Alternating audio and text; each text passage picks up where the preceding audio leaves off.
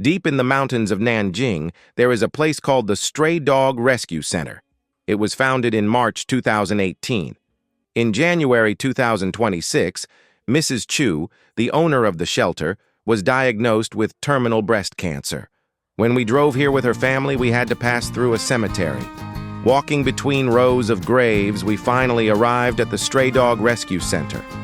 The moment I met her, she was stronger than I had imagined. This woman in worn-out clothes, who smells like dogs and cats, once lived a very comfortable life. Back then, she barely had to work. But everything changed after she met her first stray dog. It was a tiny puppy someone had abandoned, shivering in the cold, with no one to care for it. Just one look was enough to break your heart. From that moment on, Mrs. Chu stepped onto a path few people understood. Later, she joined an animal rescue group.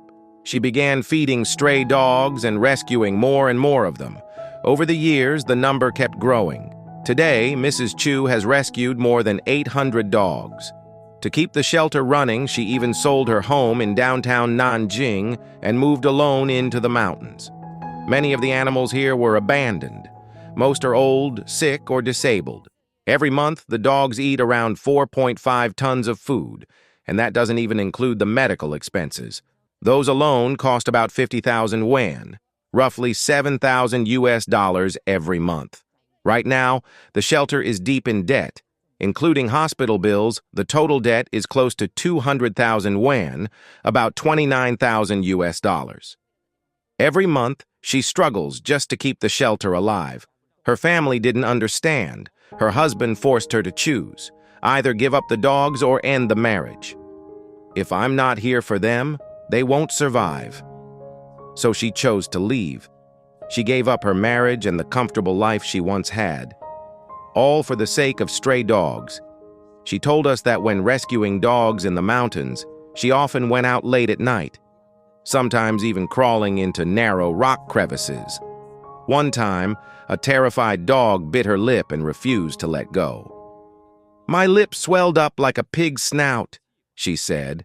But even then, I held the dog tightly in my arms. Some dogs arrived covered in wounds. Their necks were so badly infected that the trachea was exposed. She treated them patiently, little by little. Some puppies lost their mothers right after birth. She stayed up all night caring for them, as if they were her own children.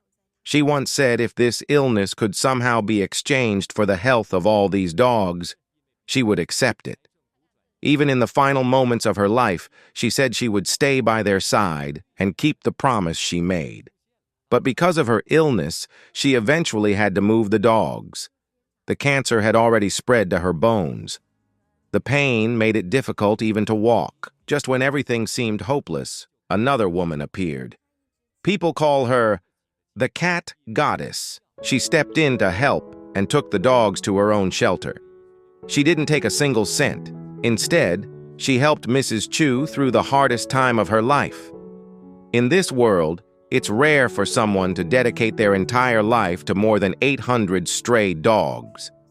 What could make a woman in her 60s, battling terminal cancer, continue guarding these dogs beside a lonely cemetery? Is it a promise or a responsibility? Maybe it's both. But more than anything, it's the light in her heart. Even while suffering from illness, she still feeds the dogs with her own hands. Every step across the small yard has become incredibly difficult. Will a miracle happen this time?